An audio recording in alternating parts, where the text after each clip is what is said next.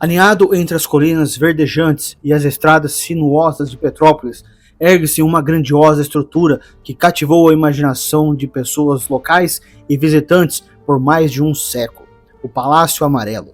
Com sua vibrante fachada amarela e detalhes arquitetônicos intricados, o palácio é um marco inconfundível na cidade. No entanto, por trás de seu exterior brilhante, reside uma história mais sombria e sinistra. Disse que o Palácio Amarelo é assombrado, e as histórias que o cercam tornaram-se ainda mais assustadoras com o passar do tempo. O Palácio Amarelo foi construído no final do século XIX por um rico mercador português chamado Joaquim da Silva. Joaquim da Silva havia feito sua fortuna no Brasil através do comércio e via o palácio como um símbolo de seu sucesso e um testemunho de sua ascensão de origens humildes. O palácio, com suas colunas ornamentadas, escadarias grandiosas e jardins expansivos, rapidamente se tornou um centro da alta sociedade em Petrópolis. Joaquim da Silva promovia festas luxuosas e recebia a elite da sociedade brasileira, preenchendo os salões com música, risos e muita luz. No entanto, sobre a superfície desse estilo de vida opulento, havia uma corrente de tensão. Joaquim da Silva era conhecido por suas práticas comerciais cruéis e havia feito muitos inimigos ao longo dos anos. Além disso, a construção do palácio havia perturbado o antigo cemitério indígena, um fato que muitos acreditavam que traria uma maldição para a casa e seus habitantes. Os primeiros sinais de problemas apareceram pouco depois da conclusão do palácio. A esposa de Joaquim da Silva, Mariana, começou a sofrer de doenças inexplicáveis. Ela tornou-se retraída, atormentada por pesadelos e visões de figuras sombrias se escondendo nos cantos dos cômodos. Falava de ouvir sussurros à noite, vozes que alertavam para deixar o palácio antes que fosse tarde demais. Médicos ficaram perplexos com sua condição e não conseguiram oferecer qualquer cura. A saúde de Mariana continuou a deteriorar e em menos de um ano ela estava morta. Sua morte marcou o início do declínio do palácio. Joaquim da Silva ficou devastado com a perda de sua amada esposa e se retirou da vida pública. O palácio, antes vibrante, tornou-se silencioso e sombrio, com seus salões ecoando um silêncio assustador.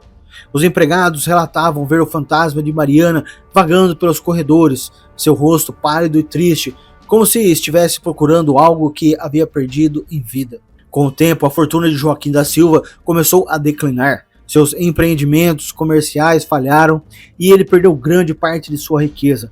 Rumores se espalharam de que ele havia feito um pacto com forças sombrias para alcançar seu sucesso, e que os espíritos daqueles que ele havia prejudicado estavam agora vingando-se. O golpe final veio quando o próprio Joaquim da Silva foi encontrado morto em seu escritório, com uma expressão de terror congelada em seu rosto. Ele aparentemente morreu de um ataque cardíaco, mas não havia sinais de luta ou angústia, apenas o horror arregalado em sua expressão. Após a morte de Joaquim da Silva, o Palácio Amarelo mudou de mãos várias vezes. Cada novo proprietário relatava ocorrências estranhas que pareciam se intensificar com o passar dos anos. Havia pontos frios inexplicáveis na casa, áreas onde a temperatura caía repentinamente para níveis congelantes, mesmo no calor do verão.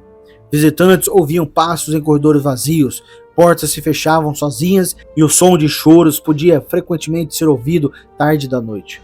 A aparição mais frequentemente vista era a de Mariana da Silva, que aparecia como uma figura fantasmagórica vestida de branco, com o rosto escondido sobre um véu. Ela era frequentemente vista no topo da grande escada, olhando para a entrada como se estivesse esperando alguém chegar. Aqueles que a encontravam relatavam sentir uma sensação avassaladora de tristeza e desespero, como se estivessem sendo atraídos para seu luto. Outro espírito frequentemente visto no palácio é o de Joaquim da Silva. Diferente de Mariana, o fantasma de Joaquim é dito estar cheio de raiva. Ele tem sido visto percorrendo os corredores, sua figura escura e imponente, murmurando para si mesmo em uma língua que ninguém consegue entender. Alguns dizem tê-lo visto em seu escritório, olhando pela janela com uma expressão de angústia, como se estivesse revivendo os momentos antes de sua morte. A maldição do Palácio Amarelo é frequentemente atribuída à perturbação do cemitério indígena sobre o qual o palácio foi construído. Segundo a lenda, O terreno era sagrado para os povos nativos que outrora habitavam a área, e seus espíritos ficaram enfurecidos com a construção do palácio. A maldição é acreditada por ter trazido má sorte não apenas para Joaquim da Silva e sua família, mas para qualquer um que ousasse viver no palácio. Nos anos seguintes à morte de Joaquim da Silva, vários proprietários do palácio experimentaram ruína financeira, doenças misteriosas e mortes prematuras. Alguns relataram ser assombrados por visões de espíritos irritados, com seus rostos pintados com os símbolos de seus povos, aparecendo no meio da noite para exigir que o terreno fosse devolvido aos seus legítimos donos. Outros alegaram ouvir o som de tambores batendo à distância, ficando cada vez mais alto e insistente à medida que a noite avançava. A maldição também parecia afetar aqueles que apenas visitavam o palácio. Há histórias de pessoas que passaram apenas algumas horas no prédio, apenas para serem atormentadas por pesadelos e ocorrências estranhas por semanas depois. Alguns afirmam que os espíritos a seguiram para casa, trazendo consigo a maldição do Palácio Amarelo. Uma das histórias mais assustadoras associadas ao Palácio Amarelo é o desaparecimento de duas crianças no início do século XX. As crianças, um irmão e uma irmã, eram filhos de uma família rica que havia recentemente comprado o palácio. Certa noite, eles estavam brincando nos jardins quando desapareceram subitamente sem deixar vestígios. Apesar de uma extensa busca, nenhum sinal das crianças foi encontrado. Nas semanas seguintes ao desaparecimento, os pais começaram a ouvir o som de crianças rindo e brincando na cama, mesmo não havendo crianças presentes. A mãe relatou ter visto as figuras fantasmagóricas de seus filhos no jardim com os rostos pálidos e inexpressivos. Ela os chamava, mas eles simplesmente desapareciam na névoa. O pai, enlouquecido pela dor, afirmava que os espíritos dos povos indígenas haviam levado seus filhos como punição por viver em suas terras sagradas. Ele acreditava que seus filhos estavam presos entre mundos, incapazes de seguir para o além. Ele passou o resto de seus dias tentando se comunicar com os espíritos, esperando encontrar uma maneira de trazer seus filhos de volta. Mas seus esforços foram em vão, e ele eventualmente sucumbiu ao seu desespero, tirando a própria vida no mesmo cômodo onde Joaquim da Silva havia morrido anos antes. Hoje, o Palácio Amarelo permanece como um belo, mas assustador lembrete do passado. Foi convertido em um museu, e muitos dos cômodos foram restaurados à sua antiga glória. No entanto, as histórias de fantasmas e lendas que cercam o palácio permanecem, atraindo visitantes de todo o mundo que estão ansiosos para experimentar o sobrenatural por si mesmo. A equipe do museu está bem ciente da reputação assombrada do edifício. Muitos têm suas próprias histórias de ocorrências estranhas, objetos se movendo sozinhos, portas abrindo e fechando sem motivo e a sensação de estar sendo observado. Alguns até afirmam ter visto os fantasmas de Mariana e Joaquim da Silva, ainda vagando pelos corredores do palácio que um dia chamaram de lar.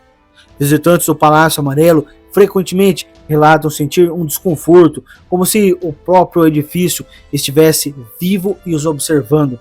Alguns capturaram figuras estranhas e esferas de luz em fotografias, enquanto outros sentiram quedas súbitas de temperatura ou ouviram vozes sussurrando aos seus ouvidos.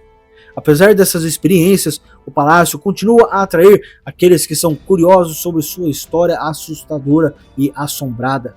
O Palácio Amarelo continua a ser um lugar de beleza e mistério, onde o passado e o presente coexistem em uma trégua inquieta. Quer os espíritos de Joaquim e Mariana da Silva ainda permaneçam em suas paredes ou não, as histórias de suas vidas trágicas e mortes prematuras continuam a assombrar o povo de Petrópolis, garantindo que a lenda do Palácio Amarelo viverá por gerações futuras. E espero que mais esta história de Petrópolis tenha enviado um arrepio para sua espinha. Se você quiser pedir alguma história ou tema específico para a próxima noite dos pesadelos, sinta-se à vontade para me avisar nos comentários.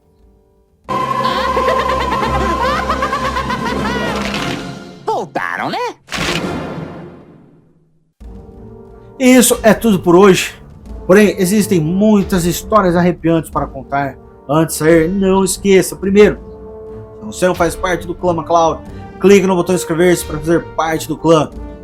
Segundo, deixe seu gostei para que o YouTube saiba que essas histórias devem alcançar outros.